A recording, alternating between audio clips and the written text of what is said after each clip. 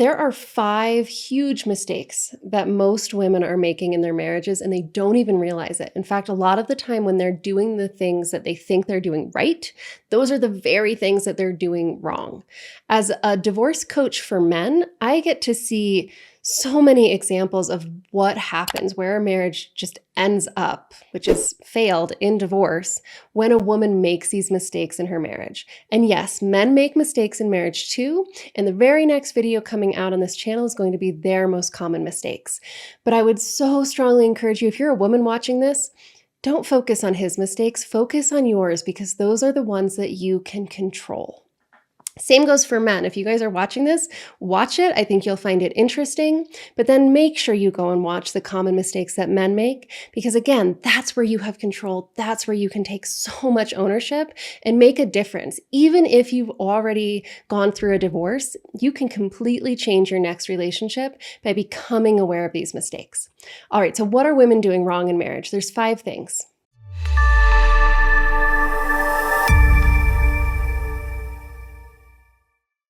It was really hard for me to decide what order to do these in because they are all so important. So if you're a woman and you're genuinely interested in having good relationships, please stay with me and listen to all of these.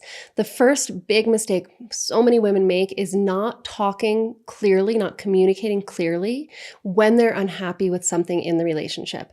The vast majority of the men that I work with who are men going through a divorce feel like they were blindsided. They feel like their wives weren't telling them that things were this bad. They knew maybe there were some problems, but they had no idea it was going to go to divorce. And the women hear that and they're like, well, I've been telling him for years.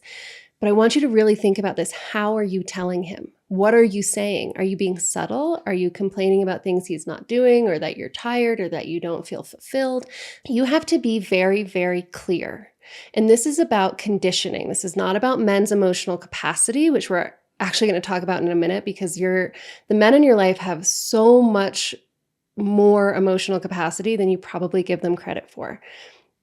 But most men are conditioned to ignore feelings and focus on solutions. So if there is a problem, they are looking for an answer. And if they are not seeking an answer, it's because they don't fully understand or realize that there's a problem. So if your husband is not actively working to save your marriage, it means that he doesn't know how unhappy you are.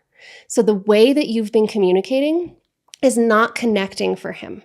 He's not hearing it. He's not getting it. And this happens a lot because of the differences in how men and women are conditioned, right? Women are often conditioned to keep the peace, to make sure that everyone's okay, that everyone else is all right, and put their needs ahead of ours. We tend to avoid conflict. And so we tend to just suffer silently until we can't take it anymore, and then we blow up. Right? And that's all they see is they thought things were okay. Yeah, there was a little complaining here and there, but then all of a sudden, either she's really angry and upset, or she's asking for divorce. Right? So don't let it get there. If your partner, if your husband is not actively working on the relationship, he doesn't understand how bad the problem is. So communicate that to him very, very clearly. The second huge mistake that women make is they underestimate that emotional capacity. There is this kind of cultural story that men have a much simpler emotional experience than women. And men and women both tend to believe this. You see it all the time in romantic comedies. Just this whole idea that men don't feel as deeply as women or don't have as much of a range of emotions, but it is total bullshit. You guys, I work with men every day. They experience every nuanced emotion that you do. The problem is that for a lot of men, they were taught since they were little boys that most of their emotions don't matter to other people. And in fact, that they're going to be punished for having those emotions. So most little boys are taught that they need to suck it up, they need to man up, they need to be tough, and that if they show weakness, especially if they show sadness or fear, that they'll be rejected, they won't be loved, they're not a real man, they're a pussy, they're weak. And men get this from a lot of different sources. It starts when they're very young. I can't tell you how many of my clients have said, oh yeah, that's what my dad said. He was like, just suck it up, go back and play. One of them broke his finger playing soccer and was told to go back out and finish the game. These kinds of things happen to men all the time. They almost never happen to women. And so what men learn is that their emotions don't matter to anybody, so they better suppress them. And that makes them very insensitive to what they're actually feeling, but they're feeling it all. And it is all in there, and it is impacting their behavior and their actions. So do not underestimate the emotional capacity of your husband, and do not treat him like he has fewer emotions or less significant emotions than you do. Which takes us to number 3. The third big mistake that most women make in their marriages is they misunderstand their husband's anger. Often women complain about this a lot, right? That their husband just gets mad all the time, that's his default response to everything. That's confusing to men. I can't tell you how many men have come to me and they're like, she always accuses me of being angry, but I'm not angry. What's going on here is that conditioning around suppressing emotions that men have, the one emotion that they're allowed to have that's like a manly emotion is anger.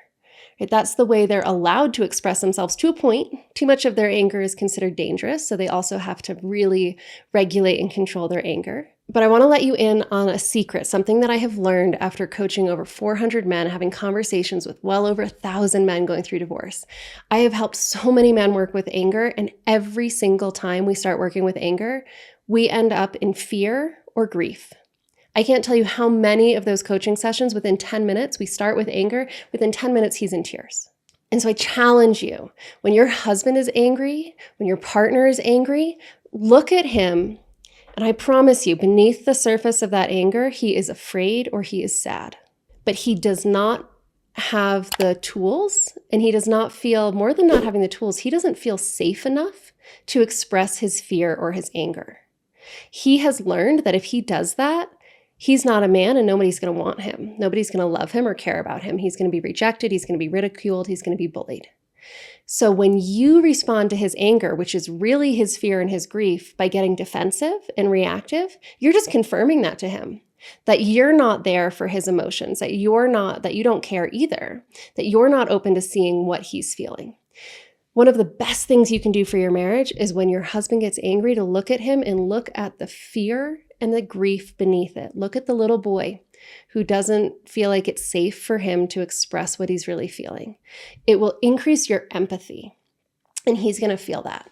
Because instead of getting defensive and afraid of him when he's mad, you're going to soften and be easier to connect with. You can become a safe space, and you can actually help him access those underlying emotions just by not reacting to his anger.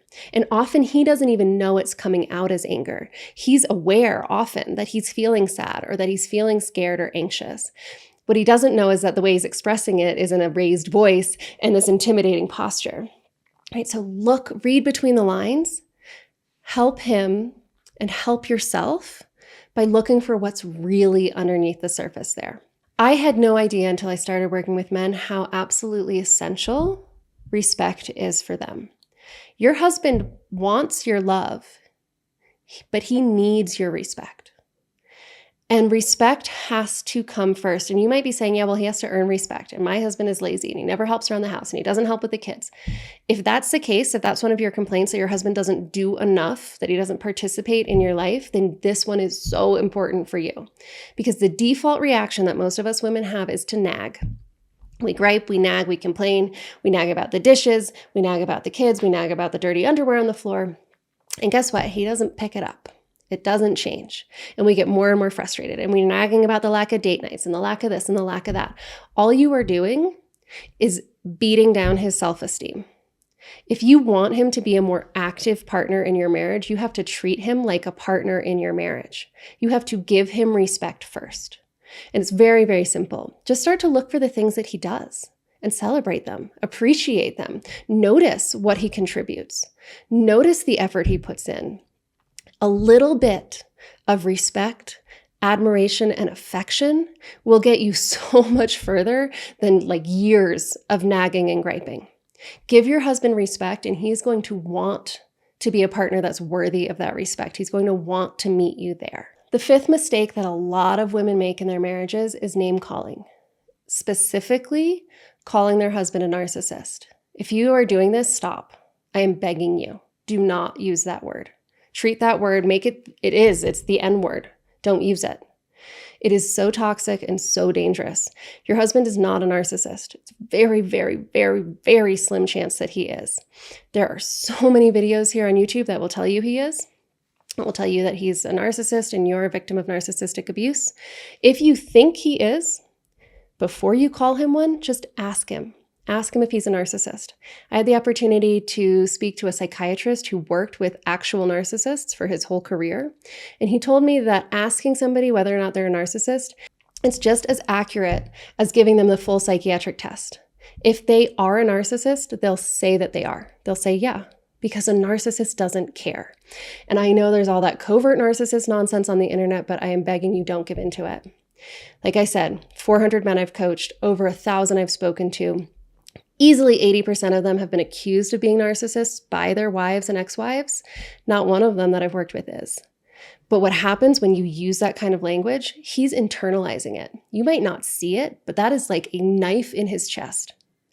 And not only does he feel that pain from you, but he makes him start to doubt himself. Women greatly underestimate how much impact our words have on our husbands.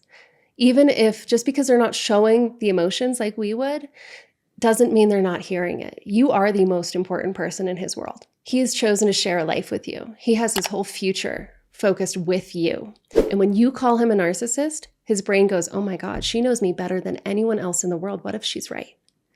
And now he starts to doubt himself. And that doubt, especially if you keep going and you keep accusing him and you keep name calling, it will pull him down into a pit. It will take him into despair, into depression. It causes men to commit suicide.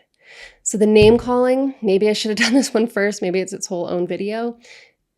Don't call him names, and especially do not call him a narcissist. If you're actually afraid he is one, ask him. If he says no, then stop calling him that. Right? What he is a man. And men are raised from childhood conditioned to suppress most of what they feel. So he's not very good at noticing his own feelings or understanding yours. But if you offer him respect, if you hold him in a high regard, if you look through the surface level emotions to what's really going on, and you treat him with respect and empathy, you are going to find that he is not only incredibly emotionally capable, but able to be a really amazing partner in your marriage. All right. I hope you guys enjoyed this video. I'm sure you're wondering what the mistakes that men make are. So come with me. That video is coming out next week. But if you're watching the recording, then it's already up, and I will put it in the end screen here so you can go on to watch that one. All right, ladies, thank you for watching, and I'll see you guys in the next one.